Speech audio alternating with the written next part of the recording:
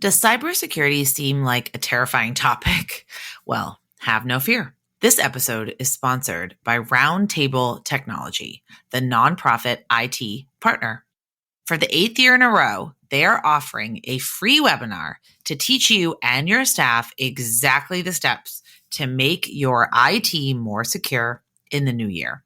Head over to nonprofitit.com/best-ever to save your seat. Roundtable Technology is a managed IT and cybersecurity services organization focusing almost exclusively on the nonprofit sector with over 200 nonprofit clients. So make it your New Year's resolution to get your entire staff free cybersecurity awareness training. Go to nonprofitit.com/best-ever to save your seat now. And here's to a wonderful 2024. Hello, and welcome to Nonprofit Nation. I'm your host, Julia Campbell, and I'm going to sit down with nonprofit industry experts, fundraisers, marketers, and everyone in between to get real and discuss what it takes to build that movement that you've been dreaming of. I created the Nonprofit Nation podcast to share practical wisdom and strategies to help you confidently find your voice, definitively grow your audience, and effectively build your movement.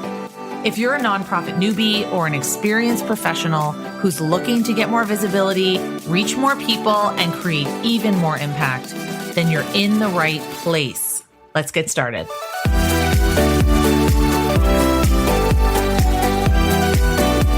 Hello. Hi, everyone. Welcome to Nonprofit Nation. Welcome back to some of my listeners. Happy to have you here. The question on deck today, how to leverage technology to support your mission. We're going to learn how big data and emerging technology will determine the fate of the nonprofit sector and some specific ways that you can use it in your own mission and to accomplish your own goals. Now, my guest today is Sterrin Bird, Senior Director, Nonprofit Industry Advisor for Salesforce. And Sterrin is a nationally recognized leader in the nonprofit community with nearly 3 decades spent working with some of the most prestigious organizations in the country, including some that you may have heard of, UCSF Medicine, Duke Medicine, the American Red Cross, United Way, and the March of Dimes. She also founded her own consulting practice in 2010. And Sterrin partners with organizations to ensure they can access the affordable creative support and counsel necessary to scale their operations and their impact. And Sterrin, I'm really excited to have you here today. Welcome. Thank you for having me. It's nice to be here. The first question I usually ask, we all want to hear your journey. So tell me a bit about what you do and how you got into the nonprofit sector. So what I do now after a nearly 30-year career in the nonprofit sector as a chief development officer is I am Salesforce's in-house expert for the nonprofit sector, particularly as it relates to fundraising, marketing, and tying fundraising and marketing. I should say this differently. Tying impact and outcomes back to the fundraising and marketing work that many of us are doing to support mission. I have a really amazing job at this point in my career. I've had this incredible benefit of working with some remarkable organizations all around the world. And now I get to bring my lived experience to bear on the process of digital transformation and innovation for the sector as it relates to Salesforce and our platforms. And I guess the way I like to think about it is this is kind of my life's work now at scale. So I'm really blessed and feeling lucky that I get to have the job that I have and get to work with organizations all around the world on innovation. I love that you were a chief development officer for 30 years before starting off in your new role, because I do think there's sort of a misconception. And I was a development director for years before I started my consulting business. I think there's a misconception that maybe consultants, people working in the tech industry just sort of do that without any kind of information on how the sector really works. So how do you feel like your background as a chief development officer is influencing the work you're doing now? The quick answer to that is street cred. But I share your sentiment on that. It seems like the proliferation of coaches and consultants in our industry in particular has reached a fever pitch over really since COVID and over the last several years. I often try to scratch the surface and say to myself, how much time has so and so or so and so actually spent sitting in the chair doing the work or licking the envelopes or slicing and dicing the data manually? And I think it's important for any organization as you engage people in receiving their advice and practically applying it, that you have people that have lived experience. So I feel really, again, blessed that I've had the career that I've had, getting my hands dirty as both a behind the desk development officer, major gifts officer, annual giving director, all the way up to chief development officer, as well as having spent a portion of my career as a fundraising consultant doing major capital campaigns. So I feel like I know from whence I speak, and I understand both the desire and want to be able to be a better and smarter fundraiser using the tools that are available now. And I also understand the reticence and the fear that comes along with having to change the way you do business, because the margins for error and our ability to be agile and pivot in our industry are slim. They're a lot different than at Coca-Cola or Nike or at some of our for-profit partners. Yet we are dealing with some of the most important and life-changing work on the planet that the planet can't live without. And so we don't get afforded that same ability. There's a real tension there. And I feel like because of my background, I'm uniquely positioned to understand both sides of that, try to bridge those conversations with our customers and with so many of my friends and colleagues that are still doing this incredible work all around the world. And how did you come to be interested in and focus on emerging technology for nonprofits? Well, I will tell you this, that it's by accident. Anybody that's listening to this podcast that knows me well knows that I am the furthest thing from being completely tech literate. I am, by all accounts, an old lady in this business at the ripe old age of 54 and coming along after much of this innovation has been created. But that said, I'm going to tell you a little story when I answer that question, Julia.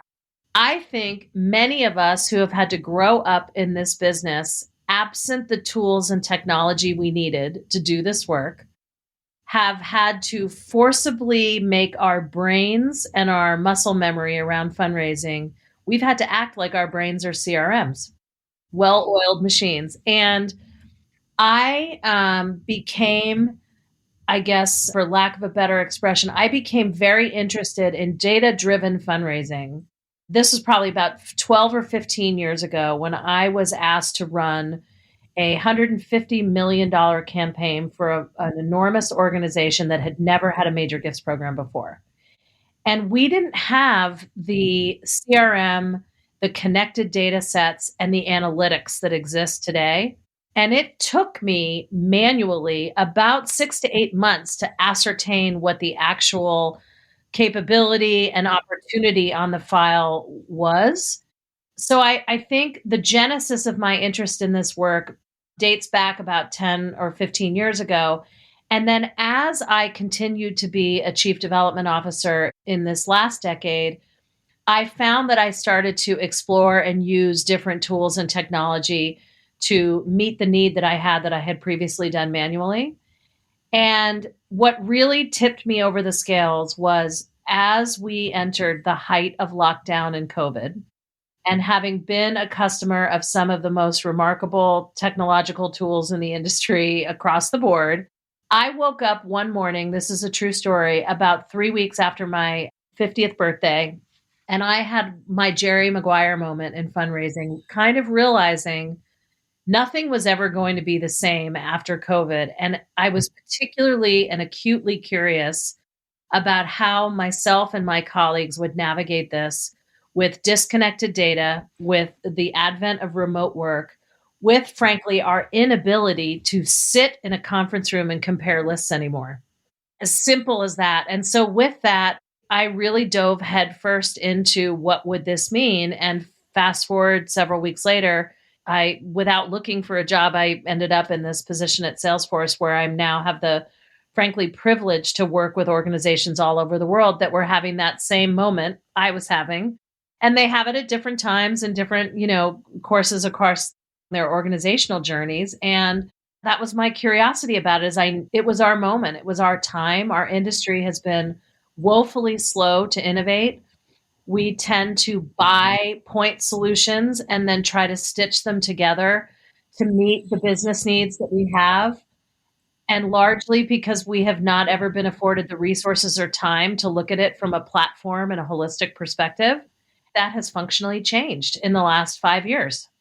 Organizations, great and small, whether you're a global refugee organization or a humanitarian organization or a climate disaster organization or a local NGO in my town with a budget of $3 million, you know that you have to work differently now. Absolutely. No, I totally agree with that. I saw that a lot as well. I do worry that a lot of organizations are kind of falling back into old habits and going back to the status quo.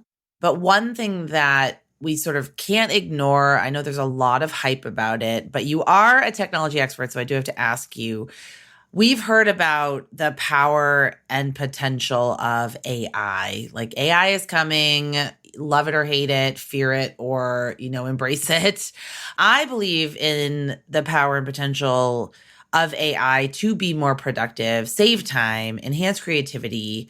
So in your opinion, how can fundraisers use this kind of emerging tech to hopefully do their jobs maybe in a more efficient way? I would categorize this conversation in two areas. I think there's predictive and generative, which we're hearing all of that expression. We've been using, quote, predictive AI for years in terms of segmentation and analyzing our file. I'm going to start with that to say that I think the most exciting piece of the advances in predictive AI in particular as it relates to fundraisers, and I had this conversation, I kid you not, with a friend of mine who's the chief development officer of a museum yesterday at a county fair. So it's top of mind for me, but we have been using predictive AI for a while. I love the idea of talking about predictive AI at a county fair. I just love it. With the pumpkins. I just went to the local county fair with my son the other day. So I love that idea. My point here is that historically, the way we have segmented and sliced and diced our files to activate upon it, as particularly in mid-major, and major giving, has been on, I might call like 3 really basic data points: zip code, home ownership, and any and all publicly held stock or securities that you might be able to find out about. And then, of course, there's recency, frequency, and monetary. So, my good friend Nathan had a funny post the other day about RFM and why we still use it. So that's historically been how we've used predictive AI now. And I often laugh because by those statistics, based on my zip code in California, I might appear to be a major donor, but I'm a single mom of 2 teenagers. So it's kind of a misnomer. So even though you had that modeling available to you, you still had to dig deep to really find out and have the proof point to make sure, like, really, just because they live in that zip code, are they in fact a potential major donor? Now with predictive AI, particularly when you have unified data profiles and all of your data about the way the donor or prospect is interacting with your organization, you have thousands more ways to predict what this interaction with a donor would be like, far beyond where they live and what home they live in. And the best example I can think of around this that just makes me truly excited is I think what that's doing for us is redefining what it means to be donor-centric. What I mean by that is when your data sets are connected and you can see how someone is volunteering with you, what content they are interacting with you on your website or through the mail or digitally, You can see how or where they're working or clicking through some of your social media posts and or how they're giving. That donor, just like we used to say in major gift training, is showing you how they want to be interacted with and what information they want to know about. And it therefore enriches our ability to ruthlessly prioritize that file based on their interest and their engagement with us, and not just around the potential for giving. So, no matter how you slice that with a predictive model, the gift will be better and it will have more staying power, and their long-term value will be real as a function of the engagement driving the fundraising strategy. And that's all based on predictive analytics. So that's my first comment around the predictive side. And that's all available to us. Absolutely. But the biggest trick, Julia, is having clean and unified data. So for all of the whiz bang and excitement about artificial intelligence right now, my first question 10 out of 10 times with an organization who's interested in this is, do you feel like your data is in a place where you can leverage these tools? It's like I often use a housing analogy. When you're remodeling a house, if you put in a gorgeous bathroom with no plumbing, you can't flush the toilet. So there you have it. So I think the predictive piece is very exciting around donors' behavior driving the engagement strategy, and then therefore ultimately the solicitation strategy. Then as it relates to generative, listen, I can't imagine myself ever writing a $100 million proposal or an impact report to a $50 million donor exclusively using generative AI. That said, I could see myself doing a first draft of a scaled solicitation campaign. And again, back to my, data unification. If your fundraising data, your impact data, and your outcomes data and your mission data are all buttoned up, and you are able to say, I would like to write, I'm going to make up an example. I would like to write my annual stewardship report to all of the donors that gave $5,000 or more to our housing and homelessness program. And it spit out not only the list of the people that are going to get that letter, but the first draft of that letter. And then I could go in like I used to with my old school Word mail merges and personalize. Generative AI could do that for us and save time and enable us to genuinely produce these impact reports in a meaningful way with real data, real giving information, and real impact. I'm reminded of when I worked at a university and I used to have to walk around campus to find my other fundraising colleagues to find out how Mr. and Mrs. Jones's gift in the business school or gift in the hospital had impact. And then I had to sit down and stitch that together into an impact report.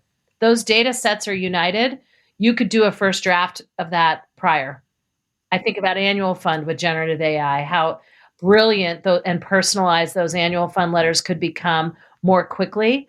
But I will say, I will go to my grave saying that I also think there are some things that will never change about philanthropy. And first and foremost is that it's people giving to people, and that the human piece of personalization and the human exercise of sitting with someone and understanding what they care about and why will never go away. And if it does, then I think we're sunk as a human race, but that's another podcast.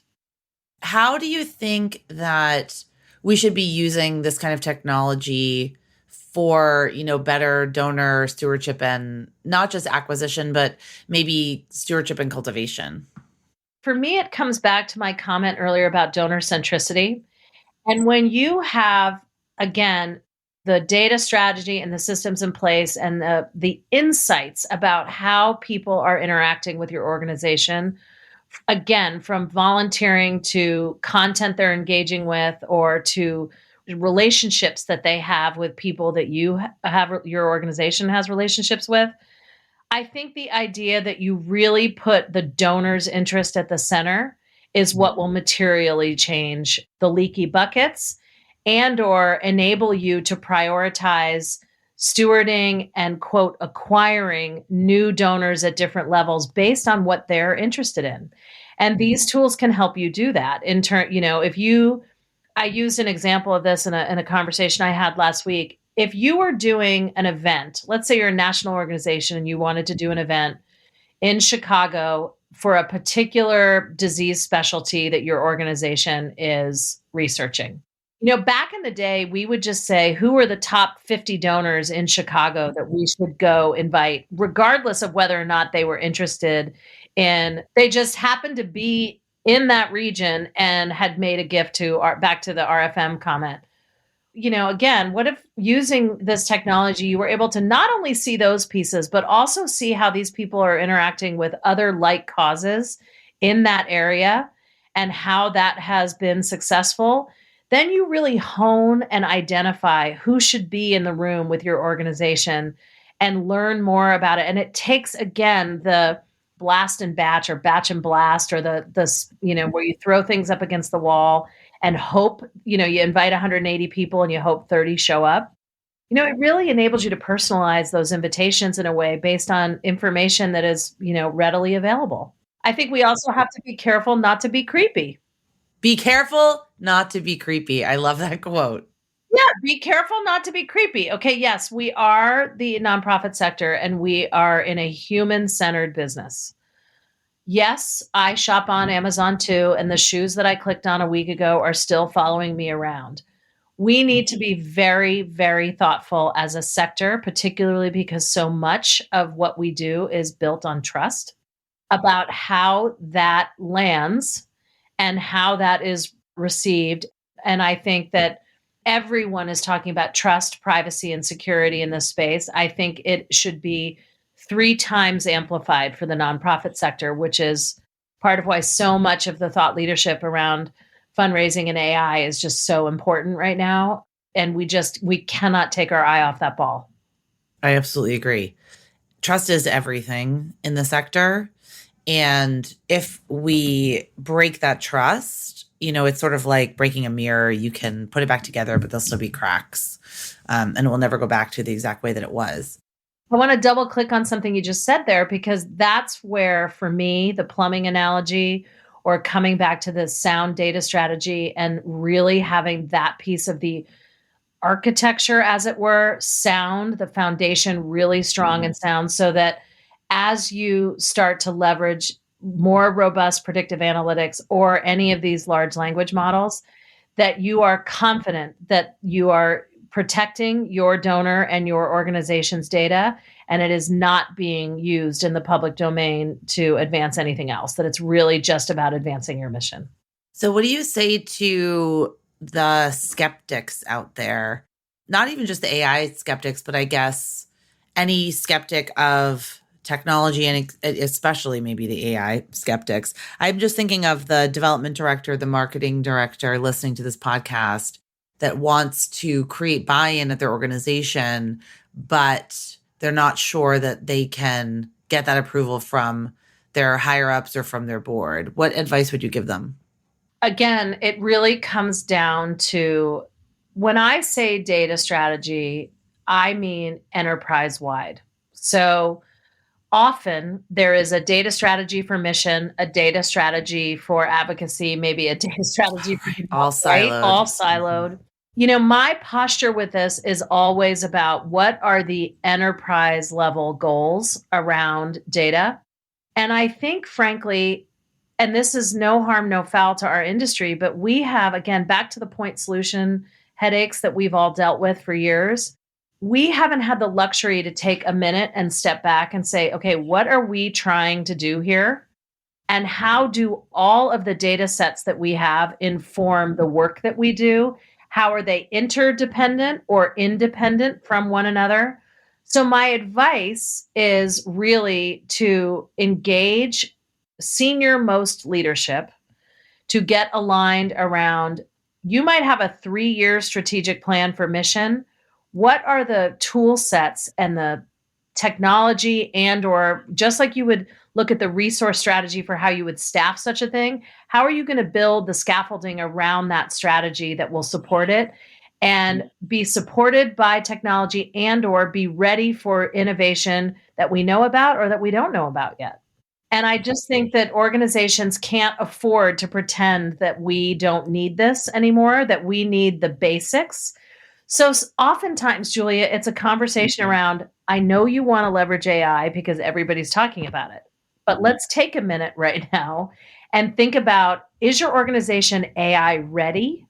And what does it mean to be, instead of AI ready, what does it mean to be innovation ready?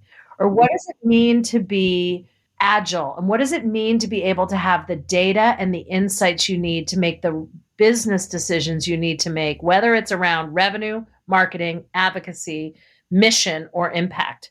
All of those things have to be measured, and they all are actually interdependent because you're building research reports, on impact data. So there's an opportunity to really do a little house cleaning before we renovate. I think that's a phenomenal point. What are some of the biggest challenges, I guess, maybe some of the biggest pitfalls that nonprofits run into when they're creating this data strategy? Well, I think it's back to, this is a human centered business. I think we, as I said, I remarked earlier, like, we are not brought up in this industry historically to be educated in what story is our data telling us and how do we use it. If you are a nonprofit professional that was lucky enough or went to business school and you understand that one of the biggest questions you ask yourself is, what are you measuring and how would you measure success? And then you work, you begin with the end in mind. So much of the nonprofit sector is in hyper reaction mode or constantly on a treadmill that they don't get to afford themselves that opportunity. So that's really the biggest pitfall, is time as a resource, and then resource as a resource, because it does require people and process in order to make any kinds of decisions about spending on technology and then standing it up. And so I think the pitfall is really bringing the business along with IT professionals. So I'm a fundraiser. Like I said at the outset, I am not, do I know enough about technology to be dangerous now? Absolutely. But I know what technology needs to do for me and my peers in the fundraising industry in order for us to be successful. We need to make sure that the business and the IT professionals are at the table at the same time, so that IT understands how it supports fundraising and fundraising understands the process of IT in terms of decision making. I was paid one of the greatest compliments I've ever been given in the last 5 years recently by a CIO of a pretty major nonprofit. And I stood up in a meeting and I gave a kind of a 20-minute presentation on the intersection between fundraising and IT. He said to me at the end, he said, in the 20 minutes you spoke, Sterrin, I learned more about my role in supporting revenue than I have in the 25 years I've been doing it. And I think it's because we just are off doing our own things. And it's like, but you never want I was never the CRO that wanted the IT person to say, oh, I came and just bought you this new tool. Here's what it does. Well, he or she doesn't understand what my business is. How would you buy me a tool? And vice versa. Why would I be buying a tool if I don't know how it fits into the broader tech stack or what it might cost my organization long term?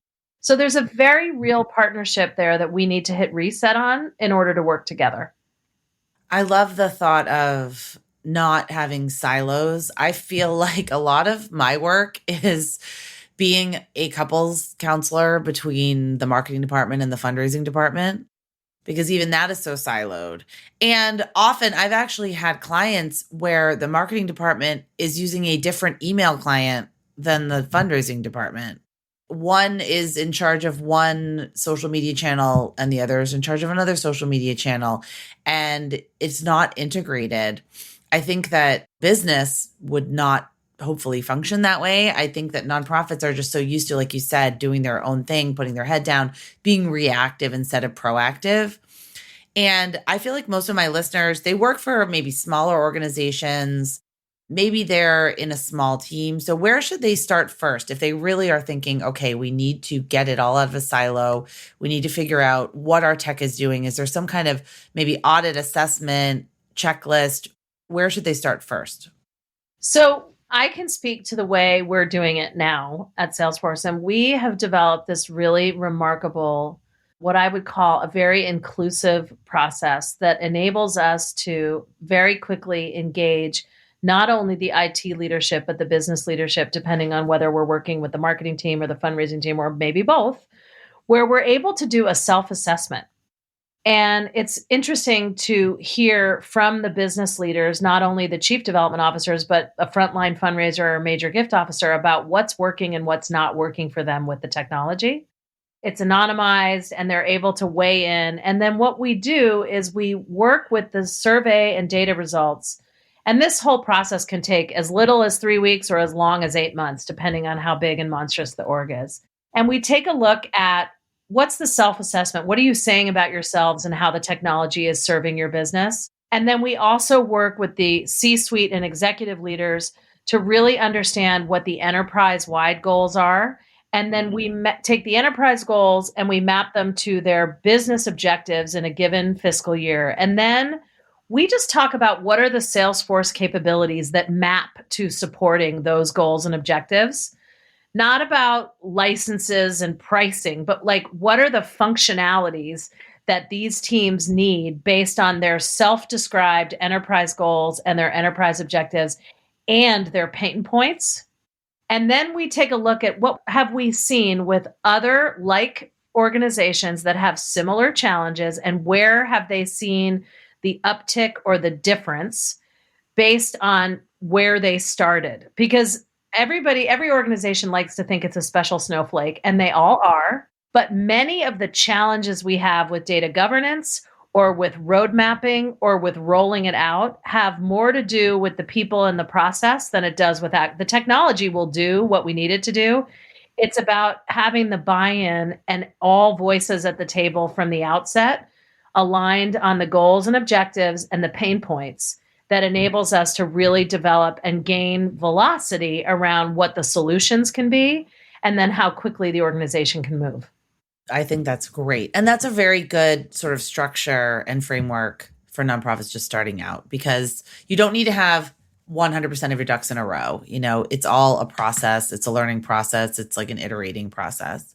So I first heard your name on the roster for Dreamforce. So can you tell me about the Dreamforce conference and a little bit about your session? I thought it was really interesting.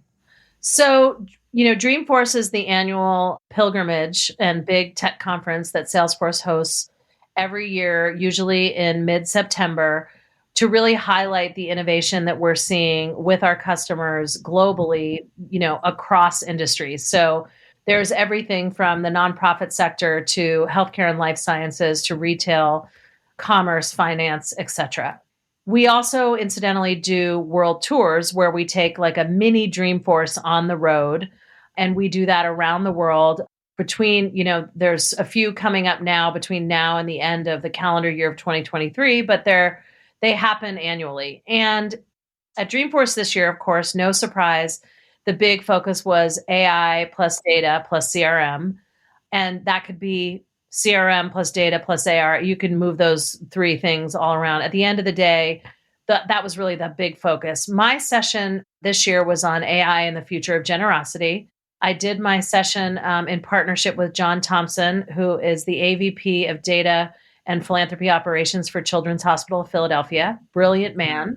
And what we really talked about focused more specifically on the predictive AI and predictive analytics that we talked about earlier, just in terms of the advances around that and the algorithms that are now created that really take RFM and wealth screening to an entire new level.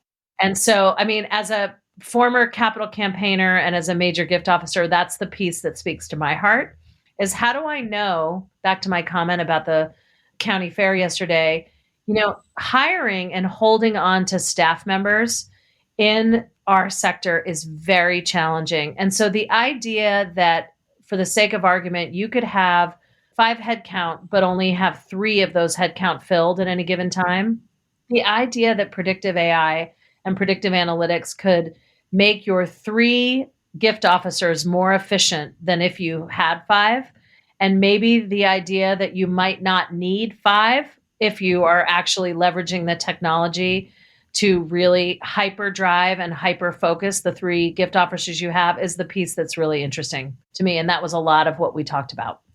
Oh, I love that. I'll put all the links to that in the show notes. So where can people find more about you? Where can they connect with you, Sterrin? So you can connect with me on LinkedIn anytime. I'm easy to find. There aren't many Sterrins on LinkedIn, so I'm fairly easy to find. So LinkedIn is a great one. Also, our Salesforce website, if you click through to the nonprofit industry website, you'd find a lot of really great white papers, case studies, readiness assessments, and our nonprofit research and trends report that I think could be really helpful.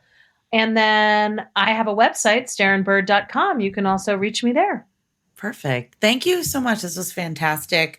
I'll put all of that into the show notes, and hopefully we'll connect with you. Maybe some of my listeners will come to Dreamforce, connect with you, and let you know how they are using technology to enhance their impact. Love it. Well, thank you for having me, and I appreciate the invitation.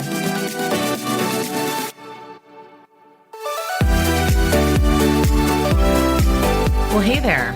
I wanted to say thank you for tuning into my show and for listening all the way to the end. If you really enjoyed today's conversation, make sure to subscribe to the show in your favorite podcast app, and you'll get new episodes downloaded as soon as they come out.